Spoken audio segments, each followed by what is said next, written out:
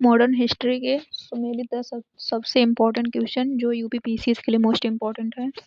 जैसे संग्राम और वर्ष, जैसे संग्राम और वर्ष, जैसे प्लासी का युद्ध जो है 1757 में लड़ा गया था, और बक्सर का युद्ध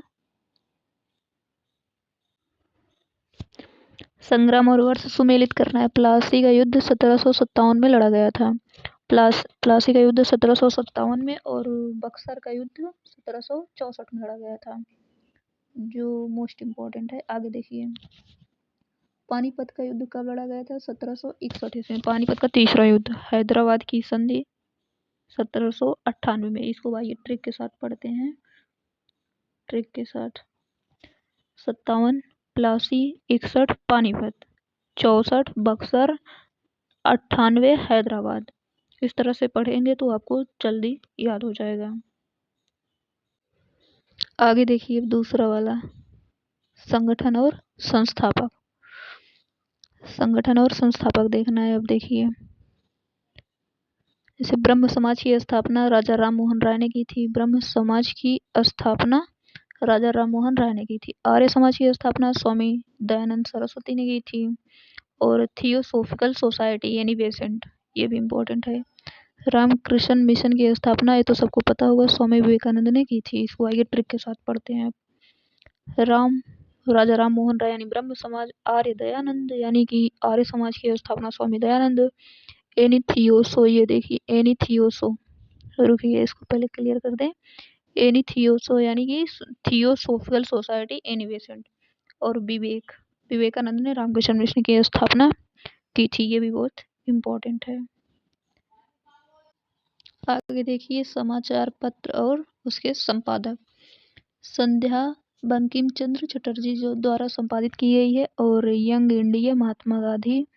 अमृत बाजार पत्रिका मोतीलाल घोष द्वारा लिखा गया है। मराठा बाल गंगाधर तिलक, ये इम्पोर्टेंट है।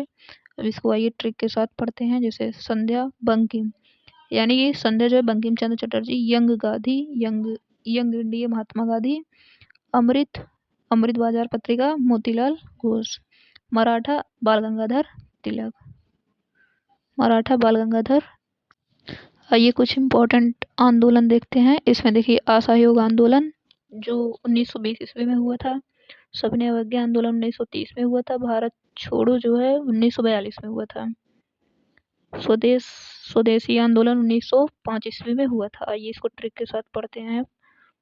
रुकिए एक मिनट, इसको ट्रिक के साथ पढ़ते हैं। जैसे 20 असहयोग, 30 अवज्ञा, 42 छोड़ो, और 5 जो है यानी कि 05 जो है वो स्वदेशी है। बस इतना ही याद कर लो, इतने से काम चल जाएगा। ये मोस्ट इम्पोर्टेंट है, जो हर बार एग्जाम में पूछा जाता है। संधि और वर्ष। साल बाई की संधि 1982 में हुई थी। अमृतसर की संधि 1809 में हुई थी। सूरत की संधि जो है 1775 ईस्वी में हुई थी। तिलसानी की संधि 1805 में ईस्वी में हुई थी। इसको कैसे याद करेंगे, देखिए ट्रिक के साथ। 70 यानी 75 में सूरत संधि हुई थी, 75 में सूरत की संधि हुई थी, और 82 में सालबाई की। 05 यानी कि 1805 में तिलसानी, और 09 में अमृतसर की संधि हुई थी। इसको ऐसे याद कर लेना। चलिए विद्रोह और क्षेत्र पढ़ते हैं। अब 6वां क्वेश्चन। इसमें देखिए, संथाल विद्रोह 1855 में हुआ था। भील विद्रोह पश्चिमी भारत में, और कोल विद्रोह जो है छोटा नागपुर में हुआ था। मापिल्ला विद्रोह मालाबार में हुआ था। इसको ये ट्रिक के साथ पढ़ते हैं। बस इतना ही याद हो जाएगा ना, तब भी क्वेश्चन सॉल्व हो जाएगा। फिर संथाल जो है 55 में हुआ था, 1855 में। भील विद्रोह जो है पश्चिम में हुआ था।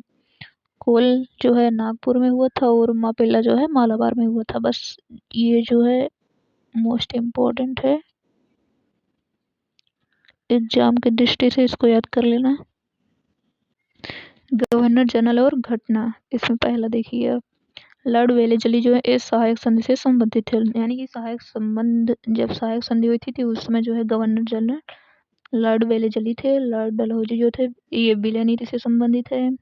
करजन जो है बंग और भंग 1905 जो बंगाल का विभाजन हुआ था उससे संबंधित है।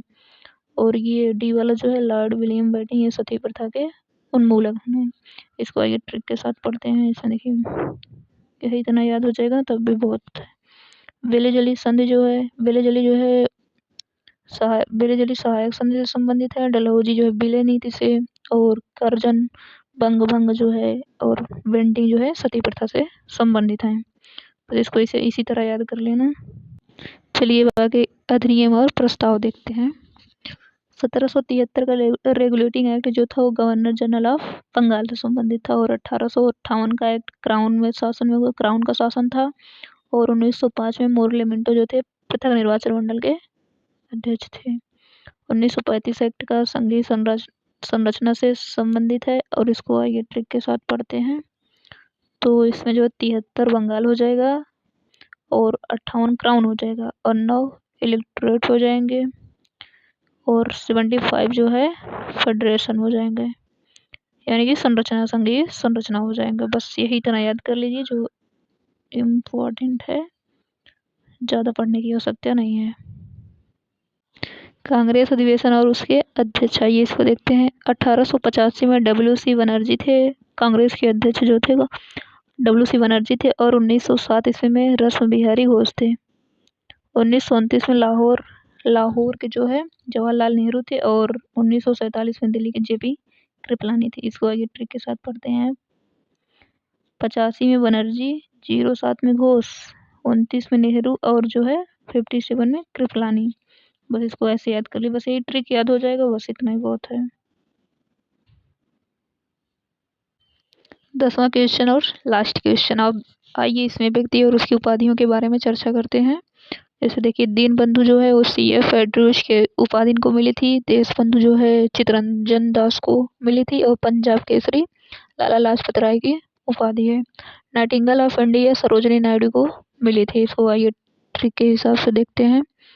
तो दीन एड्रूज यानी कि दीनबंधु जो है CF एड्रूज की उपाधि पाए थे, और देश जो है यानी देशबंधु चित्तरंजन दास पाए थे। केसरी लाला लाजपत राय और नाइटिंगेल सरोजनी नायडू को मिला था। ये भी इम्पोर्टेंट है, बस यही इतना याद कर लेना बहुत है। दूसरे वीडियो में आएगा आगे की वीडियो।